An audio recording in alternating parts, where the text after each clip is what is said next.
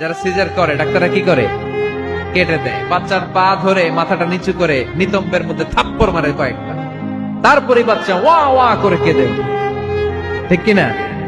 আমরা আমাদের কানে শুনি ওয়া ওয়া, আসলে সে আল্লাহর কাছে কেঁদে কেঁদে ফরিয়াদ জানায়, বলে আল্লাহ 9 মাস 10 মাস মায়ের পেটের ভেতরে ছিলাম, কেউ তো খোঁজ খবর নিল না, তুমি তো আমার এই নাভির সাথে মায়ের জরায়ুর একটা লাইন দিয়ে ওই এক লাইনে খাবার, এক লাইনে পানি, এক লাইনে বাতাস ঢুকিয়েছো। 9টা মাস এই খাবারের লাইন আমার ঠিকঠাক ছিল, আমার টেনশন ছিল না। দুনিয়ার বুকে আসার সাথে সাথেই এদের সাথে আমার কি শত্রুতা আমি জানি না, আসার সাথে সাথে আমার খাবারের লাইনটা কেটে দিচ্ছে। আল্লাহ একটা মাত্র খাবারের লাইন ছিল, মানুষগুলো কেটে দিল, আমি এখন কি খাবো, আমি এখন যাব কই? আল্লাহ বলে কাঁদিস না, 8 মাস যেমনি খাওয়াইছি এখনো খাওয়ানো। সুবহানাল্লাহ পড়ে।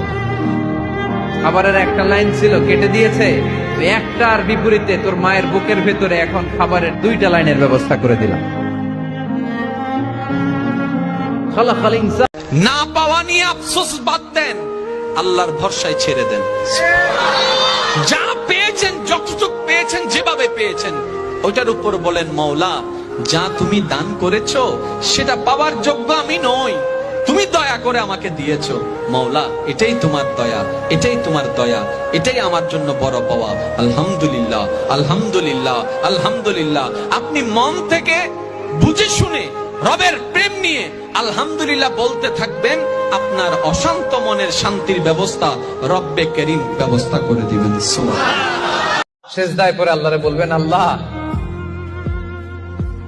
এই পৃথিবীতে আমি ছাড়া তোমার গোলামের অভাব নাই, কিন্তু তুমি ছাড়া আমার দ্বিতীয় কোনো রব নাই।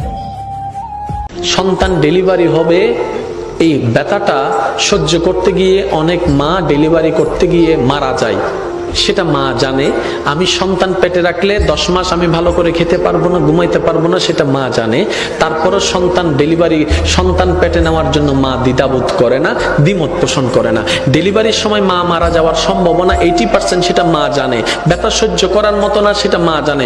তারপরও মা হাসি মুখে সন্তান পেটে নিচ্ছে, ডেলিভারির জন্য প্রস্তুতি নিচ্ছে। এবার মাকে জিজ্ঞেস করলাম, মা তুমি না সেই মা সামান্য একটা সুইয়ের ব্যথার জন্য তুমি চিৎকার করে উঠেছিলা? তুমি না সেই মা সামান্য একটা তেলা পোকা দেখলে লাভ দিতা? তুমি না সেই মা টিকটিকি দেখলে এই দিক থেকে ওদিকে দৌড় দিতা?